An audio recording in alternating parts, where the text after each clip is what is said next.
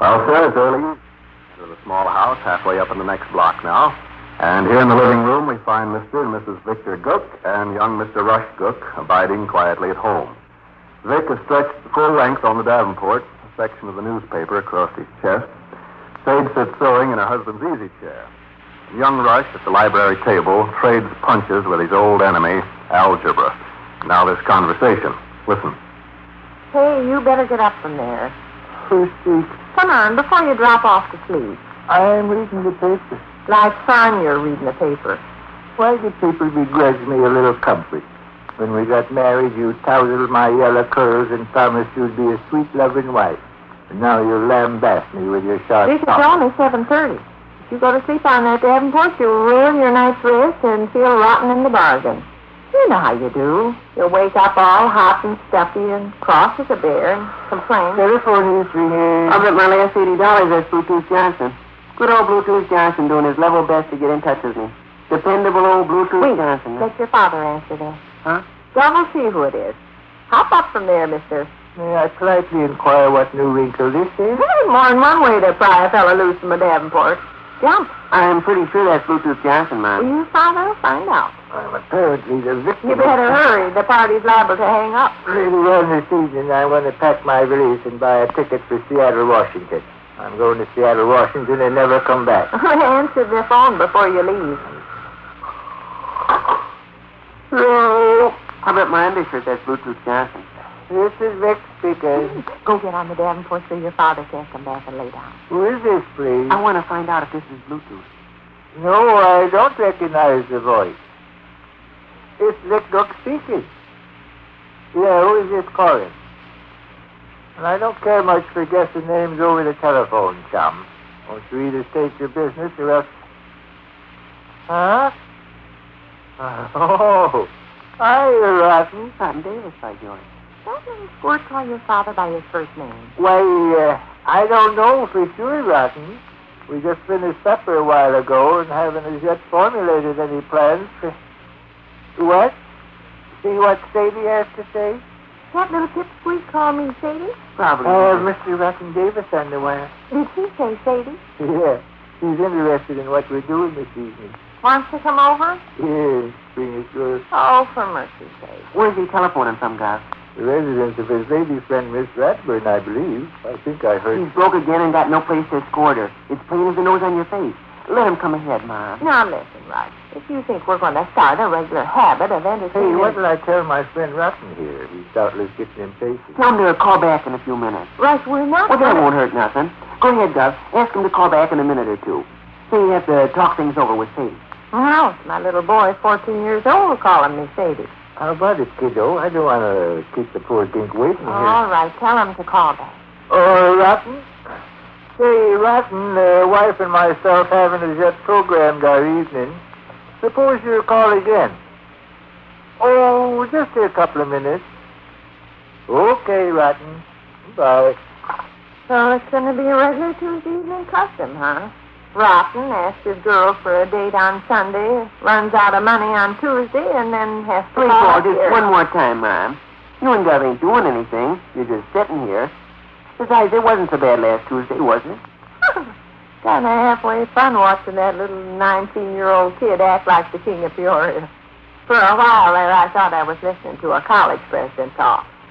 I am of the opinion, Miss Gook, that the United States Congress, dumpty-da, could pass a law, dumpty-dumpty, provide dumpty-doodle. I laughed half a dozen times the next day just thinking about the airs he put on. There you are, see? You enjoyed yourself. Okay, enjoy yourself again tonight. Why, I'll bet $50 The you can... thing is, I don't want your friend Rotten to think he can make a habit of coming around here just because he hasn't got the spondulics to take his girl to the show. Why, lands, once that got started... Well, it won't get started. This will be the last time. I'll tell Rotten tomorrow. What you say? I'm in favor of Yes, it's all Gov. See, Mom, Gov is willing. Telephone's ringing. It's Rotten. How about it? How long will they stay? 9 o'clock. Same as last Tuesday. How do you know? I'll fix it. Somebody better answer that. I will, Gov. Okay, tell Rotten I'm feeling fine, and his pal Sadie can't wait to take his hand. Hello? Oh, yes, Rotten. Say, my father told me to tell you to come right on over. Yeah. You bet. By the way, Rotten, my parents are both looking kind of tired. It might be injurious to their health if they stayed up too late. Now, don't put the wrong interpretation on my remark, but if you and your lady friend could arrange it to... What? Yeah. That'd be just fine. You'll take your departure at 9 o'clock or as shortly thereafter as conveniently possible. I think we understand each other, Rotten. Yes. My parents will be expecting you then, Rotten. Okay. Goodbye, Rotten. He'll be here in a very few minutes. The reason I'm so interested in helping Rotten out is because, just like I say, I'm indebted to him for a good many kind favors. And letting him bring his lady friend here is really returning a favor. Why, just think of the position he's in. He's asked a young lady for the ecstasy of her company tonight and hasn't got the money to escort her to the Baijiu or any place else. Probably couldn't even set her up to an ice cream cone. We've saved his life. We've provided him a place to escort his lady friend. Well, we're not going to provide a place for him to escort his lady friend every Tuesday. No, indeed. I'll tip him off tomorrow.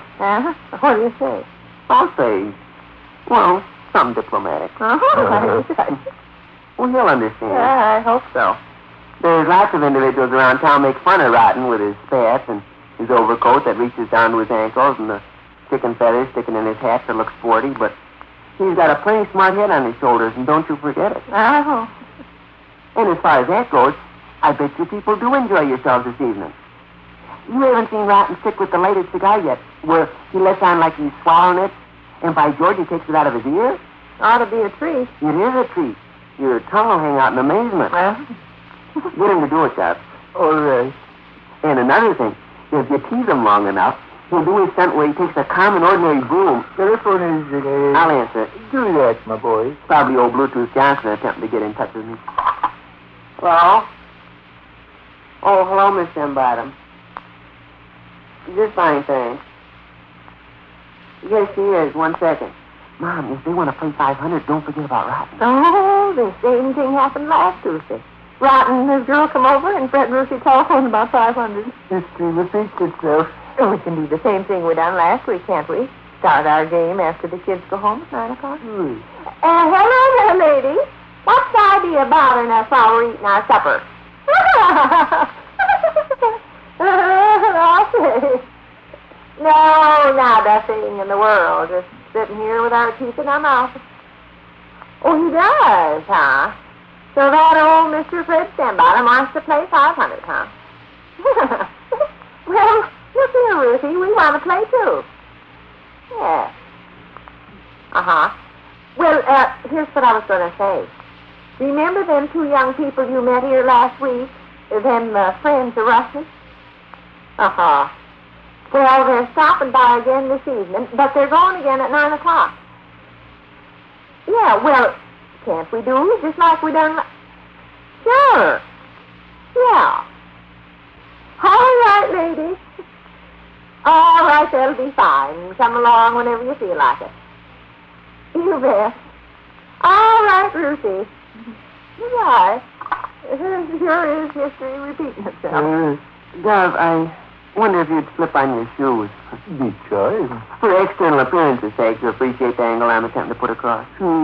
History repeating itself again. Last Tuesday, you and your father had that little conversation about him slipping on his shoes for external appearance's sake. Yeah, well, we learned an old saying at school of Doorbell is ringing. Rotten and his lady friend. I'll go. Tell Rotten his old chums, Vic and Sade, are expiring to see his face. Be sure to ask him to do that cigar trick. What was it Rush told us to say last Tuesday? Well, Rotten, you're looking simply great. And, by George, Miss Radburn, you got a bloom on your cheek like a 16-year-old. I see Congress is doing this, that, and other things. Oh, and did you happen to read in the newspaper where it stated something or other? By George, Rotten, I'm nothing but an old fuss button. Father and Mother. Father and Mother. Yes! Mr. Davis and his friend Miss Radburn have come to call.